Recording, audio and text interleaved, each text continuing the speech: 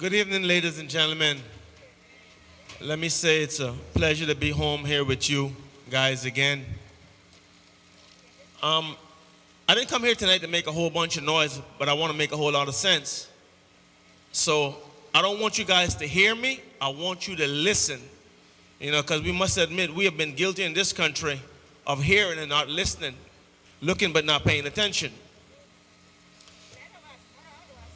I have been around politics my whole life. Believe it or not, I can remember 2 years old in 1976 being by the West Bay Town Hall with my mama, and she was so excited. And a centipede bit my sister on the toe. And she said, "Oh, mama, the pain going through my toe." I was 2 years old. That's how long I have been around politics. I have paid attention because I believe that it was and is important that we do. And in my years in this country, I've always voted, and I have never seen a group of people like the people that have run this country in the last 4 years. A group of people who have worked harder to oppress you. They have put the kind of policies in place that does not build stagnation for this generation, but it builds it for generations unborn. We have never seen, ladies and gentlemen, a more hateful and racist group of people than the people that have run this country in the last 4 years. I am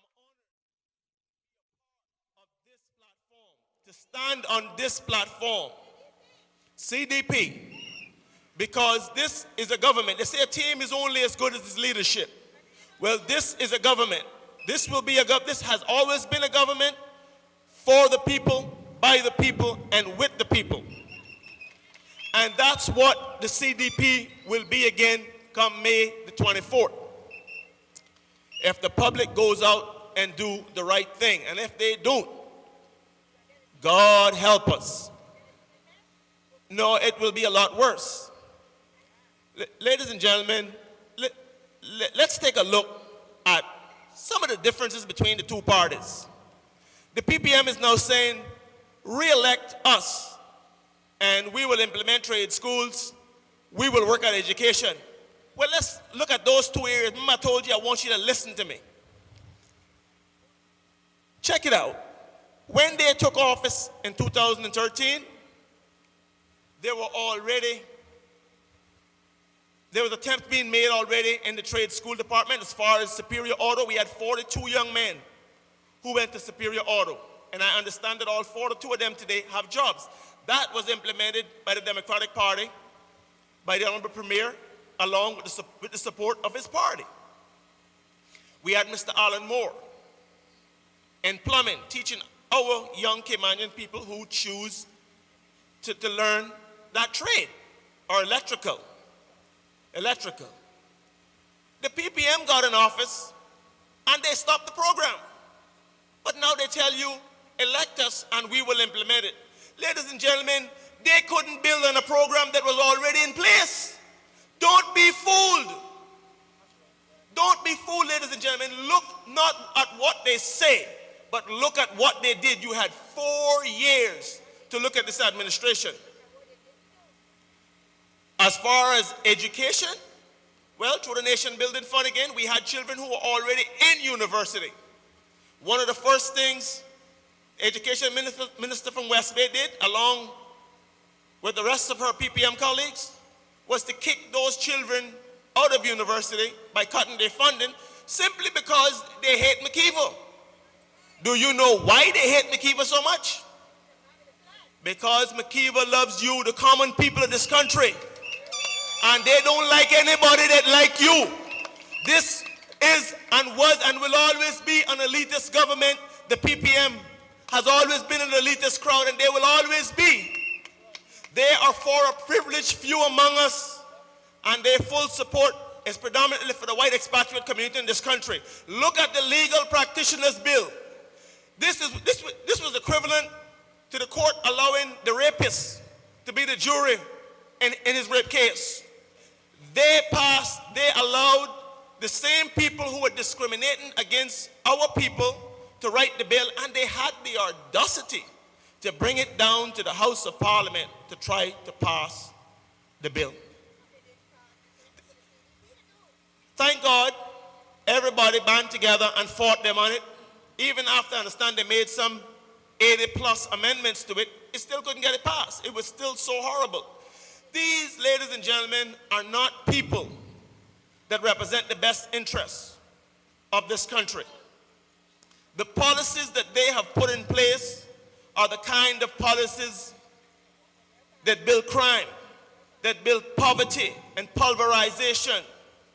If you are concerned now about crime, let them get reelected and you will see how much worse it will be, because their policies and their mentality is that their enrichment and the enrichment of the elitist crowd, of their elitist crowd, those that they favor and the privileged few of us among them, must come at the impoverishment of the masses of the people.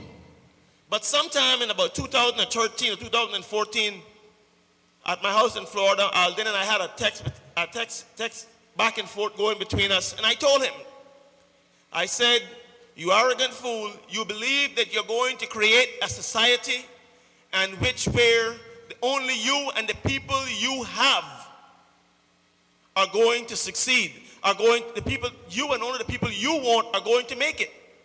But that's not going to happen, because you see, when you're the only one in the neighborhood who can pay your light bill, those who don't have will look upon you and they will come and take it.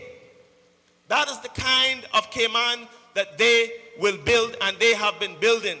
This is not a government. We have never had a more elitist, a more hateful, and a more racist group of people than the PPM administration. And you can tell them that it wasn't said by the party, it was said by I, Charles Edwards Whittaker. Tell them I said so.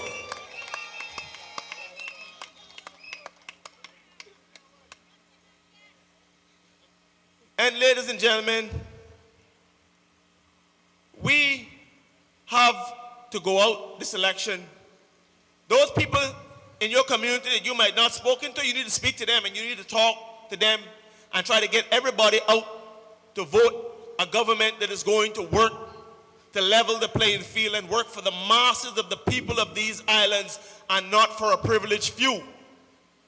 Because if this type of system, this apartheid type system that Alden and his government have been running in this country in the last 4 years continue, they're going to run this country into the ground. We're going to be overrun here with crime, because that is what pulverization and pulverization, which is what they were implementing, will create. Now let's take a look at the housing bill. I told you I want to make some sense. Now, they criticize the former Democratic Party, the UDP that was, because was it how much million max for the housing? For when you save the mortgage? We took $2.5 million and said we were going to use this money to help Caymanian people save their mortgages, which was the right thing to do. It was the godly thing to do. It was the caring thing to do, and it was the humane thing to do. But they criticized it. Especially Marco Archer, he criticized it up and down. He criticized it up and down. He said that most of those people lost their homes anyway. I guarantee you he has no statistics to back that up. I guarantee you that he has no statistics to back it up. But here is the reality.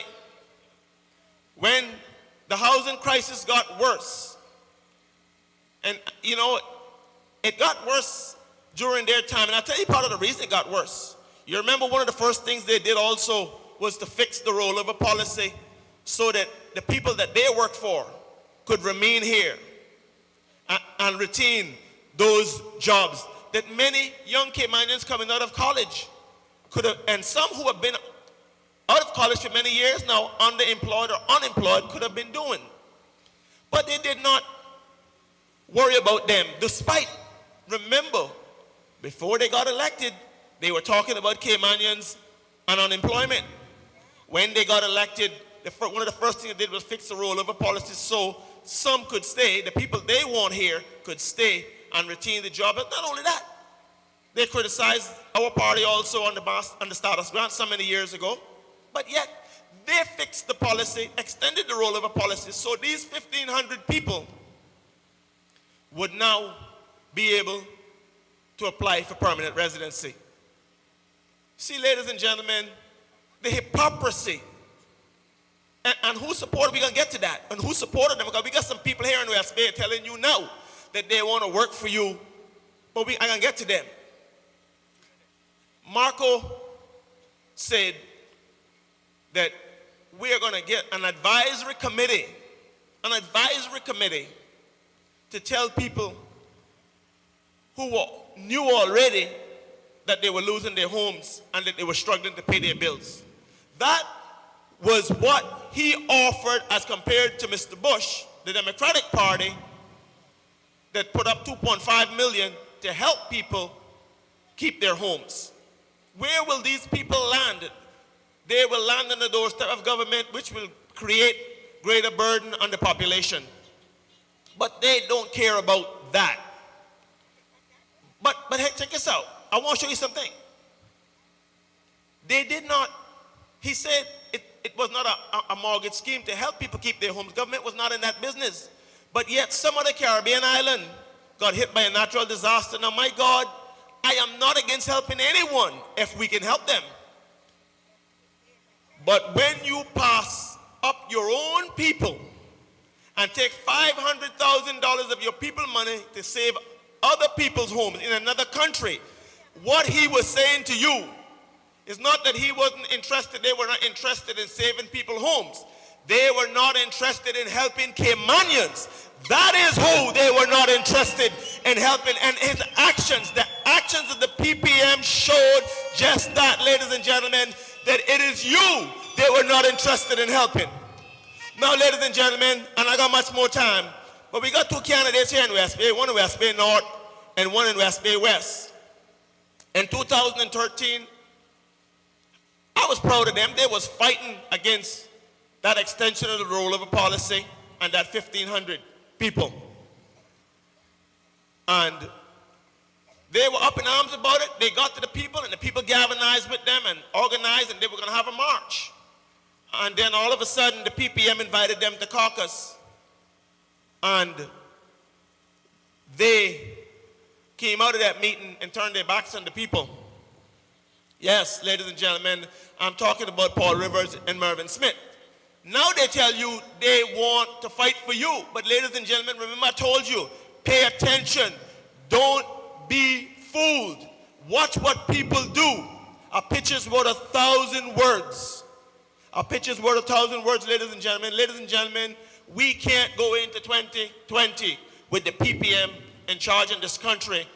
Dog will be better than most of our people in this country if we allow Alden McLaughlin and his group of tyrants to be re-elected. Ladies and gentlemen, whatever you do, go out and vote for the CDP, and not just the CDP in West Bay, but the CDP across this island, and elect Austin Harrison Prospect. And let me tell you something, ladies and gentlemen, a lot of you say, I want McKeever. Well, you can't have McKeever Bush as premier if he don't have Captain Eugene, and if he don't have John Jefferson Jr., and if he doesn't have Bernie Bush, and he doesn't have the 5 in Georgetown, the 2 in Bordentown. Ladies and gentlemen, you need to go out and elect a government that has proven itself that they will work for you, that they care for you, and that is the CDP, ladies and gentlemen. Vote straight for the CDP across the board. Thank you. It was a privilege having the opportunity to speak with you. Ladies and gentlemen, Mr. Charles Whittaker.